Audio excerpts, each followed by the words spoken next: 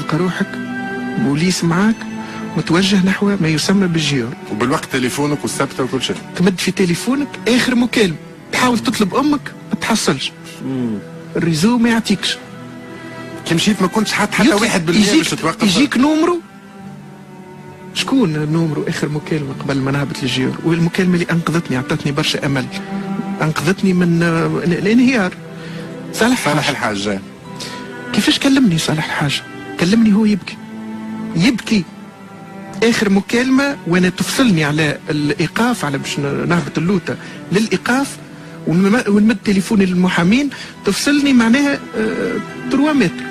صالح الحاجه يبكي في التليفون، ديجا زلزلتني المكالمه نتاعو، يقول لي ويقوي فيا ويقول لي اقعد قوي، اقعد واقف، راني نعرفك شكون، وراني معاشرك، وراني مربيك، وراني نعرف شكون سمير الوافي، وما ما تخسرش روحك، خليك معناها واثق من روحك، وباش يجي نهار وتخرج.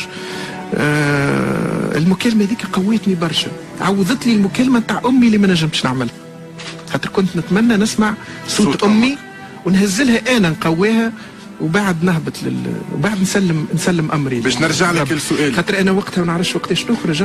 الليله الاولى رقدت سمير، غمضت عينيك. انا رفضت باش نقابل امي في الحبس. اي صحيح، لانه صعيب، لانه ما حبيتش امي تشوفني في الحاله هذيك، ما حبيتش نقابل امي بيني وبينها بالدار. امي طول عمرها تشوف فيا فرحان شيخ منتصر ناجح كذا، ما نحبهاش تشوفني في لحظه انكسار. رفضت رفضا تاما انه نقابل امي، مش رغم اللي انت اكثر عبد كنت محتاجه امك. كنت محتاج انا الام، وكانت محتاجه باش تشوفني، اما حمايه لي انا، خاطر ما نجمش نقعد قوي، يمكن ننهار قدام امي، وحمايه لها هي باش تشوفني في وضع. كي خرجت من الحبس اول جمله قلتها لها كي شفتها سمير؟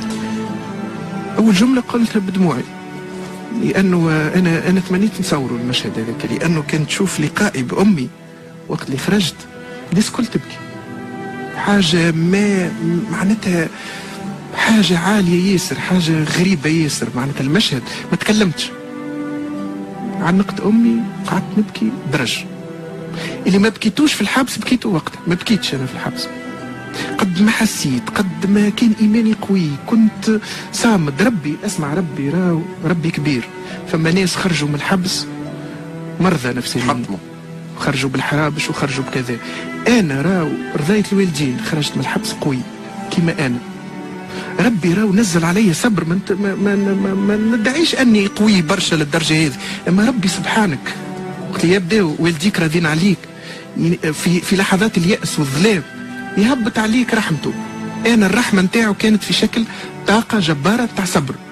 انا كان نحكي لك معناها ما نوفيش، كان نحكي لك على نهار رمضان، نهار الاولاني، كان نحكي لك على نهار العيد امي ايش صار فيها، كيفاش تخيلتني جاي. سورتو انه سمير كل مره نسمعوا اخبار سمير باش يخرج سيء، ومن بعد تصير كديسيبسيون، وبعد باش يخرج. ونقرا في حاجات ويوصلوني حاجات، ونقرا في الشماته، ونقرا في السم نتاع الشميتيه، معناتها انت سميته الغربال، التجربه هذه سميتها غربال. باش اسالك اسئله وماذا بيا تسمي لي اكثر عبد صدمك ايجابيا على الاقل، معناها ما استنيتش انه يقف معك وقف معك، شكون؟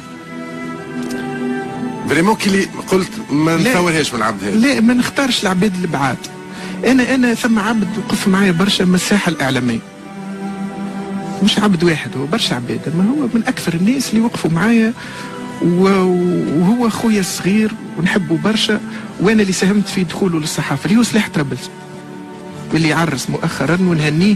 الانسان هذاك انسان نقي وصافي ويحبك محبه صادقه، وكان مخلص وكان وفي، وكان معناتها يطلب امي يبدا يبكي، يطلب فيها كل يوم. الانسان الثاني هو سامي الفهري، اللي زاد ما توقعتش بصراحه انه باش يقف معي. قلت خويا انا مستانس هكا، خويا مستانس، خدمت مع ناس معناتها تدوب ما تتدعثر، مش تدخل الحبس بالوقت تتعثر ولا وجهك يتخبص ما تصورش ينسيوك. استانست هكا. سامي الفهري كان راجل، ونكتفي بكلمه راجل، كان راجل بأتم معنى الكلمه، وبيان سير صالح الحاجه. ولكن الشخص الاخر اللي غير لي حياتي وقتها هو خطيبتي حاليا، اللي هي ما كانتش وقتها خطيبتي، كناش مخطوبين، كنا في علاقه. واللي خلاني نقرر باش نتزوجها هي المحنه هذيك. انت عرفتها شهرين قبل الحبس؟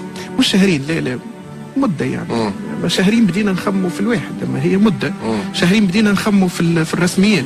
ولكن انا وقتها اول شخص قابلته في الحبس سكنت مع انسان غادي، حكيت له القصه وقلت له زعما تقعد معايا. شخالك مسلسل تركي شخالك، قال لي راس ولدي لما تقعد معايا ولا باش تاخذ.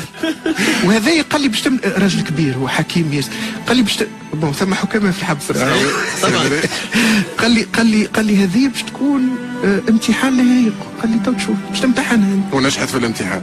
نجحت بدرجة ممتاز جدا. أكثر حاجة ما تصورتش تشوفها في الحبس سمير؟ نعاودها راهو يا سيد رفيق، قل لي سيد سمير، يا سادة مستمعين، راهو الحب ماهوش وقت اللي أنت فرحان، وقت اللي أنت غني، وقت اللي أنت تضحك، وقت اللي أنت واقف. راهو الحب وقت اللي أنت في لحظة هزيمة، لحظة ضعف، لحظة إفلاس، لحظة مريض، صارت لك حاجة، اللي باش يقعدوا معاك هم اللي